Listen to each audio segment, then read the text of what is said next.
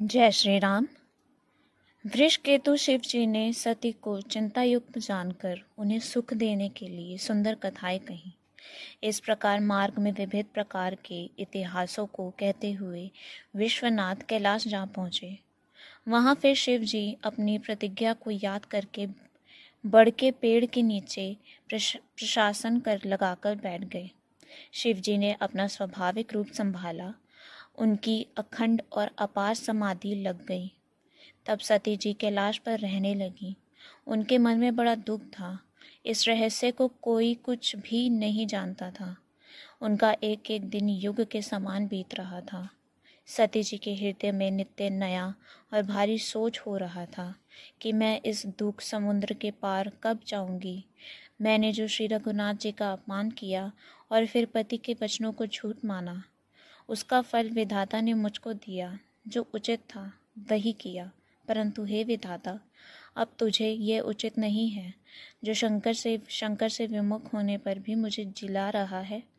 सती जी के हृदय की गलानी कुछ कही नहीं जाती। बुद्धिमती सती जी ने मन में श्री रामचंद्र जी का स्मरण किया और कहा, हे प्रभु, यदि आप दीन दयालु कहलाते हैं और वेदों ने आपका ये यश गाया है कि आप दुख को हरने वाले हैं, तो मैं हाथ जोड़कर विनती करती हूँ कि मेरी ये देह जल्दी छूट जाए।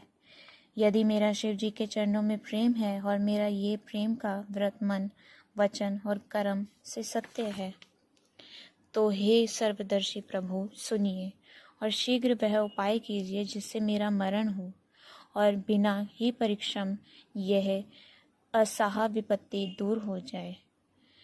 दक्ष सुता सती जी इस प्रकार बहुत दुखित थे।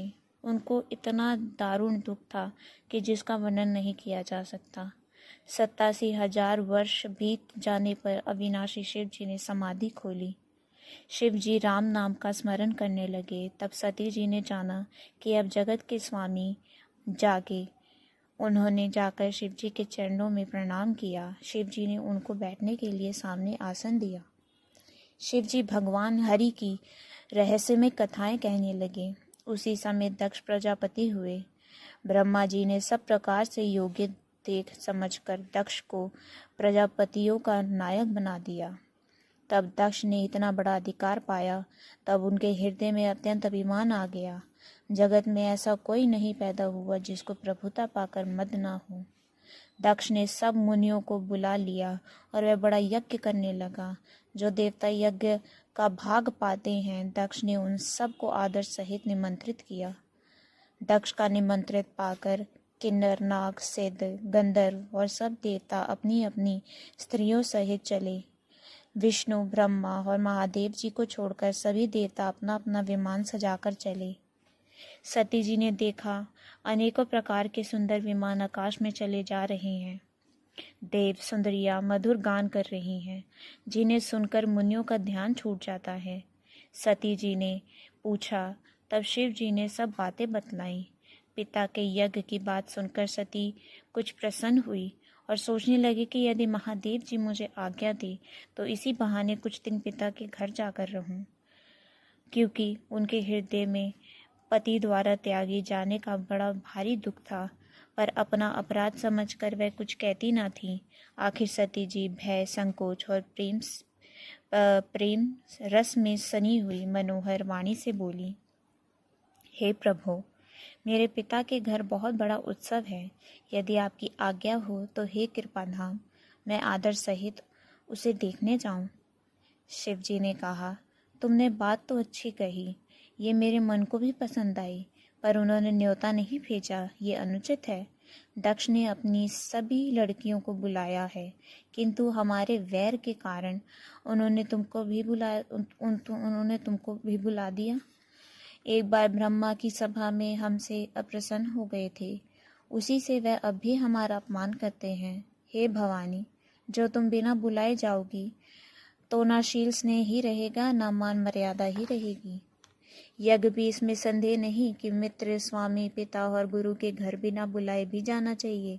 तो भी वहां जाना कोई विरोध मानता हो, उसके घर जाने से कल्याण नहीं होता। शिव जी ने बहुत प्रकार से समझाया, पर होनहार वश सती के हृदय में बोध नहीं हुआ। फिर शिव जी ने कहा कि यदि बिना बुलाए जाओगी तो हमारी समझ में अच्छी बात ना होगी। शिव जी ने बहुत प्रकार से कहकर देख लिया, किंतु जब सती किसी प्रकार से नहीं रुकी, तब त्रिपुरारी महादेव जी ने अपने मुख्य गणों को साथ देकर उनको विदा कर दिया। भवानी जब पिता दक्ष के घर पहुंची, तब दक्ष के डर के मारे किसी ने उनकी अभ्यागत नहीं की। केवल एक माता भले ही आदर से मिली, बहनें बहुत मुस्कुराते हुए मिली। दक्ष ने तो उनकी कुछ कुशल तक नहीं पूछी। सती जी को देखकर उल्टे उनके सारे अंजल उठे। तब सती जी ने जाकर यज्ञ देखा तो वहां कहीं शिव जी का भाग दिखाई नहीं दिया। तब शिव जी ने जो कहा था वह उनकी समझ में आया। स्वामी का अपमान समझकर सती जी का हृदय जल उठा। पिछला दुख उनके हृदय में उतना नहीं व्यापा था जितना महान दुख इस समय हुआ। यद्यपि जगत में अनेक प्रकार के दारुण दुख हैं, तथापि जाति अपमान सबसे बढ़कर कठिन है। ये समझकर सती जी को बड़ा क्रोध हो गया। माता ने उन्हें बहुत प्रकार से समझाया बुझाया, परंतु उनसे शिव जी का अपमान सहा नहीं गया। इससे उनके हृदय में कुछ भी प्रबोध नहीं हुआ। तब वह सारी सभा को हठपूर्वक डांटकर क्रोध भरे वचन बोली, हे सभासदों और सब मुनीश्वरों, सुनो। जिन लोगों ने यहाँ शिव जी की निंदा की है या सुनी है, उन सब को उसका फल तुरंत ही मिलेगा, और मेरे पिता दक्ष भी भली भांति पछताएंगे। जहाँ संत शिव जी और लक्ष्मीपति विष्णु भगवान की निंदा सुनी जाए, वहाँ ऐसी मर्यादा है कि यदि अपना वश चले तो उस निंदा करने वाले की जीभ काट ले, और नहीं तो कान मूंद कर वहाँ से भाग जाए। त्रिपुर दैत्य को मारने वाले भगवान महेश्वर संपूर्ण जगत के आत्मा है। वह जगत पिता और सबका हित करने वाले हैं। मेरा मन बुद्धि पिता अपनी निंदा करता है, और मेरा ये शरीर दक्ष की ही वीर्य से उत्पन्न है। इसलिए चंद्रमा को ललाट पर धारण करने वाले वृषकेतु शिव जी को हृदय में धारण करके मैं इस शरीर को तुरंत ही त्याग दूंगी। ऐसा कहकर सती जी ने योगामिग्री में अपना शरीर भस्म कर डाला।